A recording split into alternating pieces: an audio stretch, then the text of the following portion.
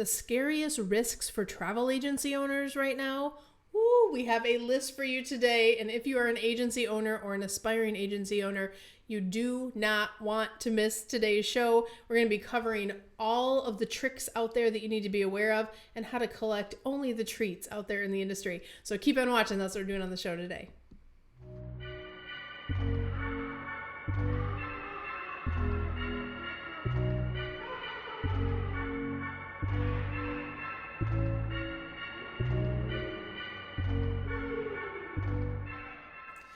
All right, guys, don't forget to take a moment, like, subscribe, and ring that notification bell here on YouTube. We bring you amazing content every single week to help you with your travel businesses, and I don't want you to miss a thing.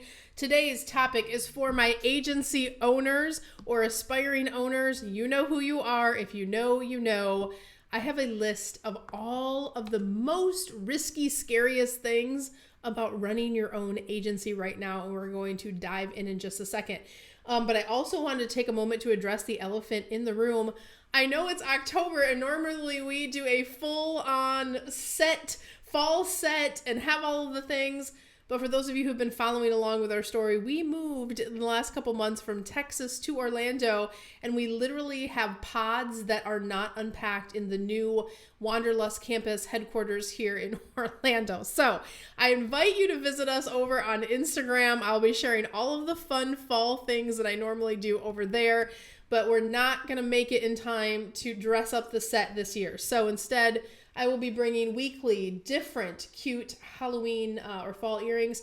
And I have this cute mug that I got from one of my students and I'm going to have with me all month as well. Those are the couple things that I do have available for the fall fun. But at any rate, let's dive into this week's content. By the way, if you're new here, type a little "I'm new" in comments below so I can welcome you. And I also invite you to check us out at travelschool.com where you can find out how we help travel entrepreneurs and agency owners on a regular basis. You can find all of our information over there as well.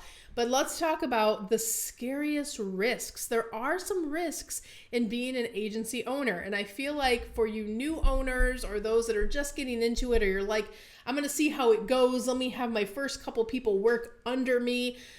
Listen. Taking on the responsibility of being an agency owner is a big deal. There are compliance things you need to make sure that you are doing. There are a lot of little tricks happening out there in the industry that you need to be aware of. And so we're going to break it down for you today. But I want to start with probably one of the scariest ones that none of us likes to think about, but it is fraud in the industry. So this is one of those where you have your normal scamsters, like your phishing emails and things like that. Some of that stuff can be really prevented by good education or teaching your independent contractors and your travel advisors about what to look for. And I'm going to share a really scary story of something that actually happened to an agency out there. So they had an independent contractor that was working for them, and someone broke into their email. Now, they didn't break it in and shut it down. They broke in and just started spying on them.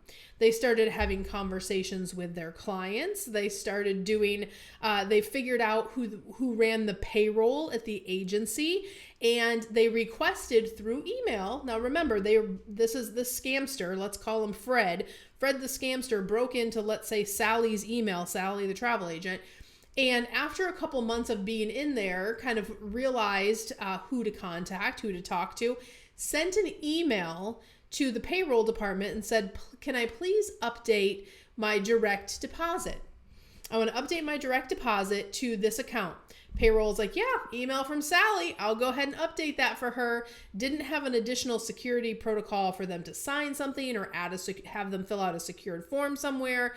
No additional layer of protection, just went in on the bank account, changed it, and Sally's next payroll check was $10,000 worth of commission. So high producing agent.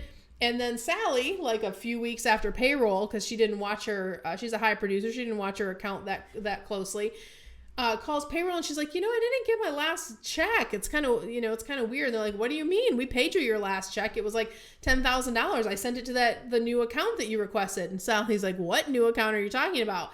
So come to find out, someone had been lurking in her email and had changed, got payroll to change, and they got paid the $10,000. So the agency owner had a decision to make at that point. Sally didn't keep her email locked down. Does she penalize Sally, who's a great agent, or do they just go ahead and pay Sally, and now the agency is actually out that additional $10,000? That is what I believe they ended up doing. But look, that's not a fun situation to be in for anyone. And it was not the agency's fault, but because that happened, they have to decide how to deal with it. So educating all of your folks, and one of the things that we talk about all the time is making sure that you have two-factor, multi-factor authentication, not just on your emails, but on the booking systems that are out there. That's the other thing that's a big topic of conversation in the industry right now, is understanding how to educate your agents, because if a fraudster gets the ability to book stuff on booking systems with a fraudulent card, that could come back to the agency as well. So making sure your agents are really trained and understand these protocols so your agency is less susceptible to these types of fraud things happening. The other thing that I see with new and young agencies is they don't want to pay the price to have 3 users on a particular thing or product or service. So they're like, let's just all share a password across the board. Well, that opens you up to all kinds of risk. You don't want to do that. Make sure you are never sharing passwords. If you have a service, just get the extra user seat if it makes sense for your agency as you grow. You don't want shared passwords across user accounts and things like that. So that's number 1 is fraud. I know that's such a scary one. This is such a heavy topic today, but I promise we'll have some good tips for you. Now, bad hiring agreements is the other one. When is the last time you looked at your hiring agreement? Have you ever had an attorney that specializes in employment law look at your contractor agreements? Because remember, most of you are hiring contractors, not employees. And also, if you do hire both, like if you have admins or people in leadership roles that are employees, they should have a different type of contract or hiring agreement than your contractors. So make sure you have an attorney that specializes in employment law. Look at that. Some laws have changed this year. There's no such thing as non-competes anymore. Those are like eradicated through not just in our industry, but that was like a law that changed nationwide. So make sure that your agreements are not outdated and that you're updating them. And also you have clear terms and conditions outlined in your hiring agreement and how things happen after. If someone chooses to leave, how is the commission paid? What does that process look like? Do you have any restrictions? Anything that you want to have listed in your hiring agreement, just make sure that it is written properly. Someone in a legal capacity looks at it so you are in good shape. You should be reviewing those a minimum of once a year, just as a good practice anyway as an agency owner. All right, next one. It can be risky. If you are hiring agents who are making mistakes, we're not talking about fraud, they just don't know what they're doing. They're either not skilled, they had a lack of information, they made a mistake, they didn't call that last final payment in and someone lost their cruise or lost their vacation, maybe they lost a deposit. Imagine the nightmare that could happen if someone's vacation that they booked a year ago at lower prices when inventory was plentiful, and then they forgot to put the final payment on and now nothing's left, everything's gone, and that client's like, you better get my vacation back or else. What does the agency do in that situation? So again, making sure your agents know what the protocols are, how to skillfully do their jobs, that is really, really important. And you have to remember, if you are not just hiring certified agents that have a skill set and have already been trained and have a base level knowledge, you're going to have to do more work to bring every single contractor up to speed. Do not sleep on that. Mistakes can cost you a lot of money. And also make sure you are protected by having a proper E&O insurance policy. We're even recommending for agency owners now that you have an E&O policy that also includes cyber fraud. So make sure you talk to your insurance advisors about that and consider that for your growing agency as well, just to make sure you can sleep at night. Now, last but not least, this is one that I see agencies sometimes testing the waters on, and it's not a good thing to do, but you need to be in compliance if you are hiring and staffing your agency with contractors. Contractors have a different set of laws in terms of things you can do and things you cannot do. These are not employees. You cannot tell them what schedule or shift to work. You cannot provide a standardized required training of any way, shape, or form. You cannot dictate their schedules or the meetings, or if they don't show up, you can't write them up and can't give them a performance improvement plan because it's not an employee. It's a contractor fulfilling a job for you.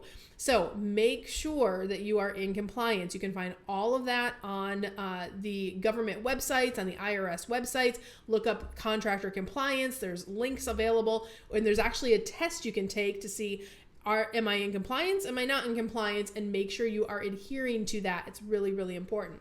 So to sum up all of these, and this is such a scary, I don't want to be scary, but we got to talk about these things, guys, if you want to be protected as an agency owner. So a couple of things that I'm going to give you as recommendations for agency owners. One, consider hiring certified travel advisors. Look for someone that has a associate travel professional designation. Look for someone who has a certified travel professional designation. That means they have been trained through Wanderlust Campus already, and they're already have a good skill base. But also consider outsourcing your training. You can make educational programs available to your community, but you cannot require the training or have a formalized program that you have kind of in your base already. So one of the ways that we work with agency owners is agency owners will work with us to become an educational partner, and they will have for their agents a discount where they can come through Wanderlust Campus and actually go through a new hire training program. So they're learning those base skills. They're learning how to sell, how to market, how to do all the things that they need to do to properly service a customer from A to Z. They're going to learn about fraud. They're going to learn how to protect themselves, and by way of themselves, you as well, by way of going through our programs. So if you want to learn more about that, you can definitely visit us at wanderlustceo.com/start, and we can talk to you about what does it mean to be a Wanderlust CEO or an educational partner in our sphere, and we can teach you how we support your agents so your growing agency can thrive and all of those good things. But to recap, guys, listen, these are fixable things. If anything that we talked about today, you know that you need to do some homework on, just make yourself a list. Make sure you have that on your regular schedule. Talk about and make fraud part of the conversation with your existing community and ongoing as you go. And then consider Wanderlust Campus as your educational partner if you are really ready to scale and grow, and you know you want that third-party training solution so you can get your agents that are up to speed, making less or no mistakes as you grow. That makes you feel better as an agency owner as well. I'll put all that information down below. And guys, thanks for tuning in today. Happy fall. Wherever you are, I wish you so much love, so much abundance. I'll see you out there in the world.